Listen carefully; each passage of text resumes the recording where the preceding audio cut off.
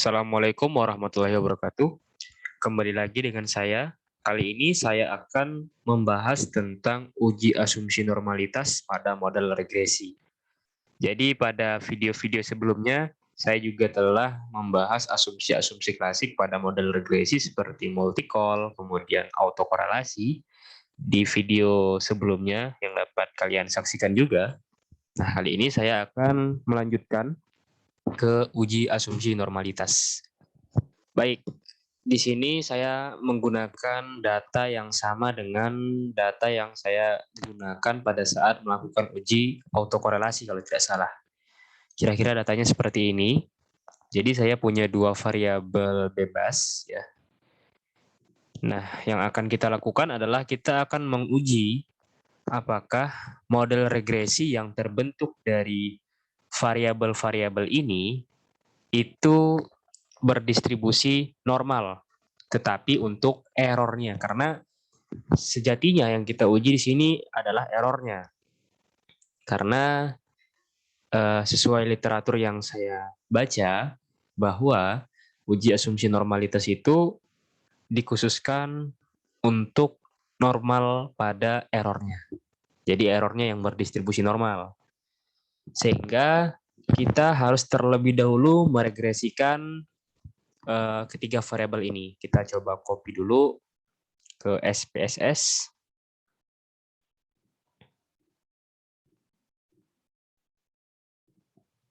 Oke, kira-kira seperti ini. Nah, di sini kita kasih nama variabel Y, kemudian ini X1 dan X2. Kemudian kita cek dulu desimalnya. Di sini desimalnya itu di sini 2 angka ya. Kemudian di sini 1 angka. Jadi 212. 212. Oke. Seperti ini kira-kira. Ini biar rapi aja sih sebenarnya. Karena di sini kita itu menguji errornya, maka harus kita bentuk dulu ya model regresinya. Jadi kita klik analyze, kemudian kita regresikan ya, regression, kemudian linear. Nah, sebelum ke sini kita masukkan dulu ya yang menjadi variabel dependent ya, dependent atau variabel terikatnya itu adalah variabel Y ya. Selalu variabel Y. Kemudian variabel X1, X2 ini kita gunakan untuk variabel yang independen atau variabel bebas. Nah, di sini di statistik kita continue, di save ya. Jadi saya ralat ya, di save di bagian save ini ya. Di button save kita klik. Nah, kita klik residual kemudian unstandard design. Ini fungsinya nanti untuk menampilkan error dari maksud saya residual dari model regresi kita gitu. Karena kan yang saya katakan di awal bahwa yang kita uji itu adalah errornya. Jadi kita melalui residualnya. Oke, kita save tadi, kita klik save, kemudian kita centang unstandard design, kemudian kita klik continue. Setelah itu kita oke kan. Kita tunggu beberapa saat. Akan keluar outputnya. Oke. Sebenarnya kita nggak perlu output ini ya. Karena di sini kita bukan lagi mencari regresinya, melainkan kita itu mencari residualnya. Ini sebenarnya bisa kita close ya, atau kita hapus juga nggak apa-apa. Ini kita close aja bagian outputnya. Nanti biar kita eksekusi sekali lagi. Nah, di sini ya, residual ini yang kita akan uji. Kita akan uji kenormalannya. Di sini kita bisa gunakan analyze ya. Kemudian kita bisa ke deskriptif statistik, kemudian kita ke explore. Nah, Yang ingin kita uji nih, si unstandardized ya. Si unstandardized residual. Jadi ini adalah proses untuk kita menguji normalitasnya. Kita coba lihat dulu ya tab-tab yang ada. Oke, ini nggak perlu. Oke ya, kayaknya nggak ada lagi ya. Nah di sini ya, di sini di plot, di button plot ini kita bisa klik. Nah, normality plot with test kita centang.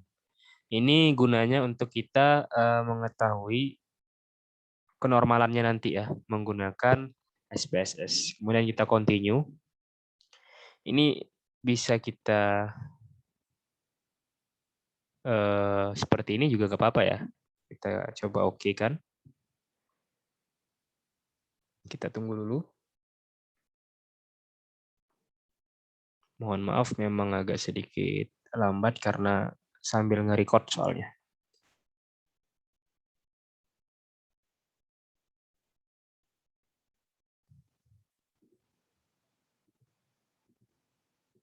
Ini kita tunggu dulu ya.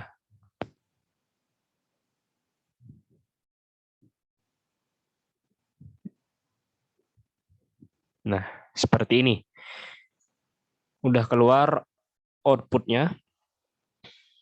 Di sini ini cuman summary-nya saja ya, summary dari data kita. Di sini yang diuji ya si unstandardized residualnya seperti yang saya bilang tadi. Di sini N-nya 20. Ini cuman memastikan saja bahwa tidak ada data yang missing ya, tidak ada missing value, bahwa datanya memang benar 20 ya. Oke, kita ke bawah saja. Nah, di sini. Di sini nih kita punya output ya, test of normality-nya. Yaitu kita punya Kolmogorov-Smirnov atau Shapiro-Wilk. Jadi kita bisa memilih keduanya. Jadi kalau kita pakai Kolmogorov, hasilnya itu signifikannya 0,2. Sedangkan kalau Shapiro 0,749. Nah, ini kita bandingkan dengan alfa yang kita punya. Ya. Jadi salah satu saja ya Shapiro-Wilk. Kita bandingkan dengan alfa yang kita punya yaitu 5% atau 0,05 ya. Atau saya tulis di sini 0,05. Nah, seperti ini. Di sini nilainya kalau kita bandingkan ya, signifikannya. Kita pakai katakanlah Shapiro-Wilk ya. Shapiro-Wilk. Ya, signifikannya itu adalah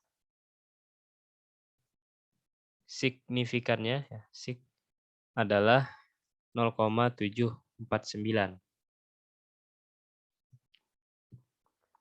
Jadi kalau kita bandingin dengan ini ya, dengan si alfa, maka nilai Shapiro-Wilk ini signifikannya itu lebih besar daripada nilai alfa ini.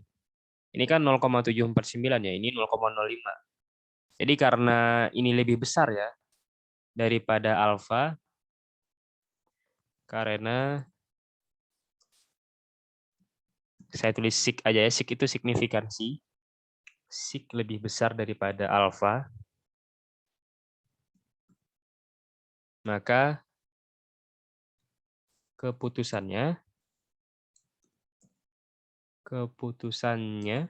gagal tolak H0 ya.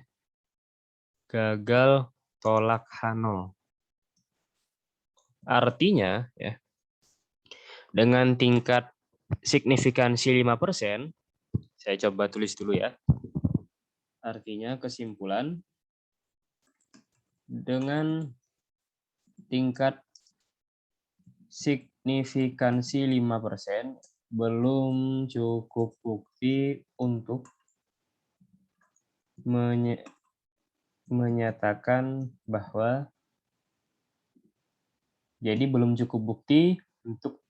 bahwa data tidak berdistribusi normal. Ya, atau dengan kata lain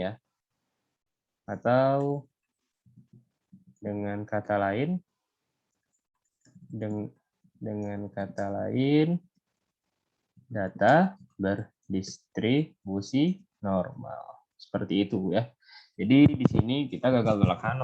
Artinya kita bukan berarti kita menerima sepenuhnya sih, tetapi ini udah menunjukkan bahwa H0 ini nggak kita tolak gitu loh.